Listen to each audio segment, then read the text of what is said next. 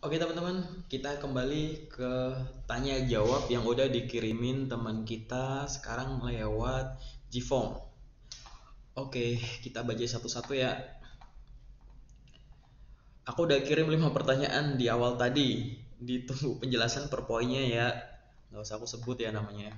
Oke, ada 5 pertanyaan, aku jadiin 5 section kali ya. Oke, pertanyaan pertama. Ini pasti teman-teman juga ngalami ya. Aku baca di sini. Kalau misal CV-nya udah perfect, menurut lo gitu kan, menurut anda, oke, aku anggap itu benar, sudah memenuhi kualifikasi yang memang seharusnya dicantumin di CV, tapi masih belum ada respon dari HRD, masih belum ada panggilan, kira-kira hal apa lagi yang harus diperbaiki? Oke, pertanyaannya bagus. Ini nggak mungkin aku jawab semuanya dalam satu video. Nanti teman-teman jawabannya malah general semua. Aku jawab sedikit lebih spesifik. Jadi gini teman-teman, pada saat kita sudah mengirimkan lamaran gitu ya, terus CV kita belum direspon gitu, itu nggak bisa kita sebut serta merta CV kita itu tidak memenuhi kualifikasi. Oke? Mungkin seperti yang udah sering aku bilang bahwa CV itu merupakan bagian terkecil, unsur terkecil gitu ya. Atau mengirimkan dokumen itu bagian terkecil dari sekian deretan rentetan penemuan kandidat yang tepat gitu. Jadi gitu ya, kita harus paham bahwa gini, aku pakai sudut pandang job seeker saja ya, bahwa gini, pada saat CV kita belum direspon, oke, kita lihat dari sisi positifnya dulu. Sisi positifnya itu gimana sih? Oke, aku mau sebut satu hal. Pertama, belum tentu CV kita itu tidak memenuhi kualifikasi. Contohnya banyak gitu. Misalkan ini udah sejak awal nih, misalkan yang daftar banyak, tapi sebelum CV kita diproses, kita udah nemuin kandidat yang sesuai gitu. Perusahaan udah nemuin kandidat yang sesuai sebelum CV-mu terproses gitu. Jadi ya sudah, sehingga proses rekrutmennya dihentikan. Nanti terserah masing-masing perusahaan mau CV-nya di save atau biar saja menggantung di sana gitu. Itu mungkin juga terjadi gitu ya. Jadi kandidat udah, slot yang kosong udah terpenuhi sebelum CV teman-teman itu diproses gitu. Terus yang kemungkinan yang lain ada nggak? Ada gitu. Jadi nanti teman-teman browsing ya, buat nanya ini silahkan browsing. CV tidak diproses, tidak direspon, kita nggak dikabarin, belum tentu kita yang nggak sesuai CV-nya. Mungkin udah bagus. Saya suka semangatnya orang yang ngasih aku pertanyaan ini ya gitu. Jadi dia kayak CV-nya udah perfect nih, wis, dikasih keterangan gitu. Semangat itulah yang harus tetap ada. Untuk apa? Tanpa perlu nunggu konfirmasi CV ini gimana, silahkan cek dulu. Loker selanjutnya terus di follow up gitu. Tapi di sini ada beberapa pertanyaan, hal yang menarik ya. Ini aku tadi kasih tahu general dari sisi positive thinkingnya dulu, bahwa tadi ya belum tentu kita CV-nya tuh nggak qualified. Tapi apa yang harus kita lakukan ya untuk diperbaiki lagi? Aku suka tuh poin di situ. Kita bahas dari basicnya. Apapun ya, apapun kemampuan teman-teman, sehebat apapun teman-teman ya, semua yang hubungannya dengan kemampuan, baik yang dibawa sejak lahir atau yang sudah dipelajari sampai detik ini, itu memang luar biasa, tapi itu bukan benchmarknya, itu bukan bedrocknya, itu bukan dasarnya, hal yang fundamental yang harus teman-teman ada. Yang harus ada itu adalah attitude gitu ya, baik attitude ke orang atau attitude ke diri sendiri. Attitude ke diri sendiri ini aku masuk apa?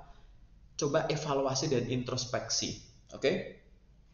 Kalau kita menganggap CV kita udah perfect gitu ya, sudah memenuhi kualifikasi yang seharusnya dicantumin di CV, oke, tuh coba dicek gitu, sudah bener belum? Mungkin kita cuma misalkan, aku nggak tahu nih, dari si teman yang baik hatinya ini yang udah rela bertanya itu apa. Cuma kita harus cek dari awal, masing-masing informasinya sesuai yang harus ada di CV belum? Pertama ditanyain itu. Kedua, kalau memang masing-masing yang ada di CV, misalkan aku udah memastiin kok kak, di CV itu ada informasi pribadi, ada pengalaman kerja, pengalaman organisasi, kepanitiaan, prestasi, training, skill, referensi mungkin seperti itu. Udah ada kok semua di CV. Nah, pertanyaan selanjutnya silahkan ditanyakan ke diri sendiri.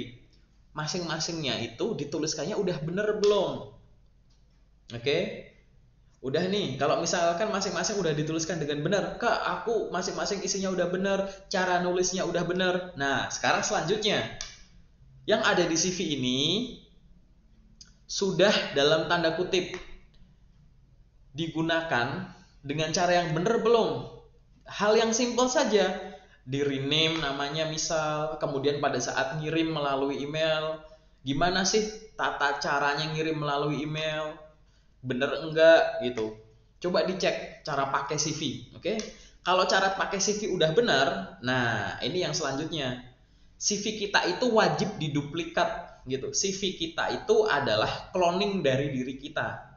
Nah, pada saat CV kita ini sudah merupakan representasi diri kita, cloning diri kita, kembaran diri kita, yang harus dilakukan adalah silahkan duplikat diri kita di media online sebanyak mungkin. Contoh, kita punya akun LinkedIn, pastikan informasi yang ada di LinkedIn itu sama seperti di CV kita. Kita punya job street, kita punya glitch, kita punya job ID, jobs yang lain gitu ya. Silahkan diduplikat semua. Jangan sampai ada distorsi informasi. Mungkin informasi pribadi bolehlah dihilang-hilangi di platform itu. Oke? Pada saat kita sudah memastikan itu, yang selanjutnya apa? Sibuklah, ributlah di masing-masing platform online ini. Kita nggak cuma ngelamar misalkan cuma lewat email. Coba yang di LinkedIn, gimana sih cara ngelamar kerja di LinkedIn? Gimana sih cara ngelamar dapetin kerja lewat glitch? Gimana sih kalau ada lowongan lewat website perusahaannya langsung? Semua ini dilakukan secara benar dan konsisten gitu. Tapi kalau misalkan udah benar dan konsisten ini masih belum ada panggilan, gimana? Evaluasi lagi gitu. Sejak awal lihat dari CV kita. Jangan pakai definisi pribadi, jangan pakai definisi individu doang. Coba tanyakan ke teman gitu. Coba konsultasi ke teman yang memang bidangnya ini, atau paling simple boleh tanya ke aku, boleh tanya ke teman-teman profesional yang ada di LinkedIn misalkan, atau yang dikenal gitu. Coba dong CV ku udah bener belum? Coba dong dievaluasi. Caraku ngelamar kerja udah bener belum gitu. Jadi nanti sehingga gitu ya akan memperbesar kemungkinan kita untuk lanjut ke tahap selanjutnya. Ingat teman-teman, tahap administratif yang sifatnya ngirim dokumen termasuk CV adalah tahap yang mudah. Itu adalah tahap yang simple. Memang ada aturan-aturan, tapi nanti di dalam rangkaian ya teman-teman lamar kerja, di dalam rangkaian rekrutmen teman-teman akan melihat suatu kelonggaran-kelonggaran di dalamnya, dan harus ditanamkan pada diri kita. Satu, di atas segalanya itu adalah attitude. Oke, attitude itu nomor satu. Itu. Yang kedua, yang bisa mematikan kita itu bukan kurangnya pengetahuan, tapi rasa jenuh kita. Rasa jenuh untuk apa? Rasa jenuh atau keengganan untuk bertanya. Oke? Jadi kita udah, aduh, aku udah ngelamar ke sana sini, kok nggak ada panggilan. Akhirnya muncul rasa jenuh, akhirnya malas untuk bertanya, ya kan? Malas untuk mengimprovisasi diri, gitu. Sehingga kita menganggap dokumen kita sudah benar ya by definition, gitu. Hanya karena definisi kita saja, gitu. Pokoknya jangan pernah berhenti bertanya, jangan pernah berhenti untuk mencoba, gitu. Saya yakin, gitu. Pokoknya kalau itu sudah dilakukan, gitu, nggak ada lagi yang harus diperbaiki. Gitu. Evaluasi secara berkala. Oke, aku polanya seperti ini. Kok kurang sih? Coba aku giniin, gitu. Dan itu harus dilakukan. Ini aku kasih jawaban yang general dulu ya, teman-teman. Yang penting basicnya. Attitude is number one. Terus setelah itu adalah coba bertanya, gitu.